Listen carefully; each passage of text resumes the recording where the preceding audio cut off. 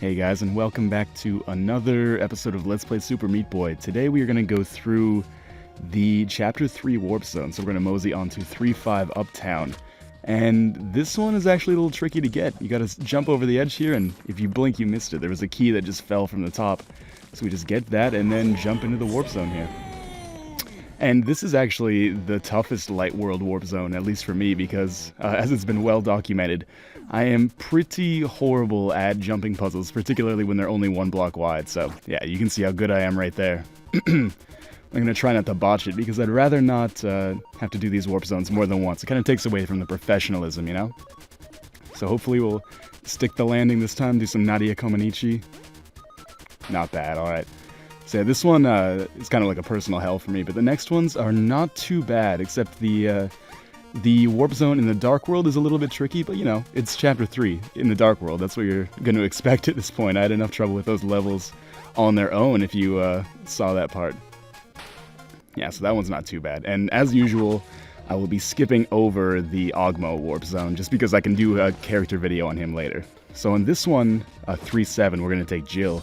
Just makes the whole thing a whole lot easier when you use her air brake special ability. So yeah, just choose where you want to go on the conveyor belt. You want to end up pretty low so you can overshoot the salt, obviously. And then come down here and, ooh, I just barely got into that one, actually. And this is actually kind of an uncharacteristically easy warp zone. The only thing that makes it kind of difficult is the fact that the bandages are in kind of weird spots, or at least difficult spots. And the bandage on this level, or sorry, on the next level, or the third level, my bad, was actually the last bandage I got in Chapter 3, and I do have all those bandages now, but that one was a pain in the ass. But for the most part, when you're not trying to get bandages, these levels are actually quite easy. As you can see right there. Don't even compare to the actual obstacles that you face in the Light World levels of Chapter 3. So this warp zone is a bit unusual in that. Just a little bit easier than we're accustomed to at this point in the game.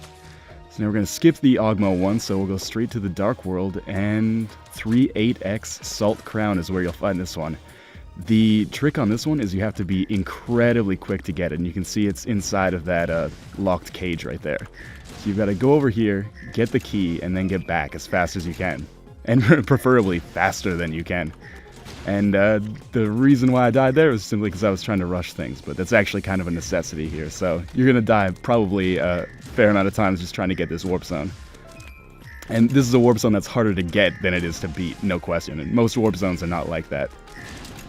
So we get into that with relative ease there. And then we'll move on to the final warp zone in Chapter 3. And again, I'm making these videos because if you're short on bandages, go to these warp zones. Each of these warp zones has 2 bandages in it. So there's 6 bandages if you're watching the video, but you haven't gotten the warp zones that you can pick up right away.